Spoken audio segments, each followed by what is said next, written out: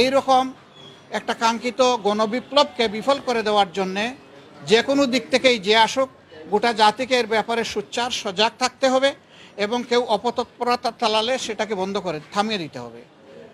আপনারা কয়দিন হলো ভাই, এখনও তো একটা মাস হয় নাই, সামান্য কয়টা দিন গিয়েছে। দুনিয়ার জমানো সমস্ত দাবি দেওয়া নিয়ে সবাই এখন রাস্তায় নেমে গেলে যারা এখন সরকারে বসেছেন তারা দেশটা গুছাবেন কিভাবে? এতদিন আপনাদের দাবি দেওয়া কোথায় ছিল? সেই দাবি দেওয়াগুলো এতদিন করলেন না কেন? এখন এরা দায়িত্ব নিয়েছে জনগণের অনুরোধে, তারা তো ইচ্ছা করে এখানে আসেনি। তাদেরকে যদি সহযোগিতা না করে এইভাবে ব্যতিব্যস্ত করে তোলা হয় তাহলে রাষ্ট্র পুনর্গঠন এবং মেরামতের যে কাজটা এটা তো তারা করতে পারবে না।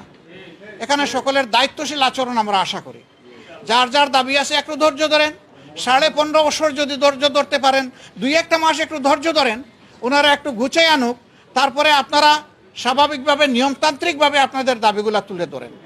কিন্তু সেইটা করতে গিয়ে আপনারা সচিবালয়ে ঢুকে পড়বেন, আপনারা বিশৃঙ্খল অবস্থা সৃষ্টি করবেন, এটা তো দেশের জনগণ মেনে নেবে না। আপনারা কি দেশের জনগণের বিপক্ষে দাঁড়াতে চাচ্ছেন?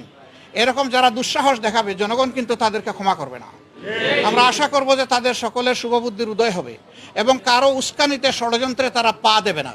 তারা নিজের বিবেক অনুযায়ী চলবে, দেশকে ভালোবাসবে, তারাও এই দেশের পুনর্গঠনে নিজেরা দায়িত্বশীল ভূমিকা পালন করবে। আমরা সকলের কাছে সেই দায়িত্বশীল আচরণ আশা করি। আপনাদের সকলকে ধন্যবাদ।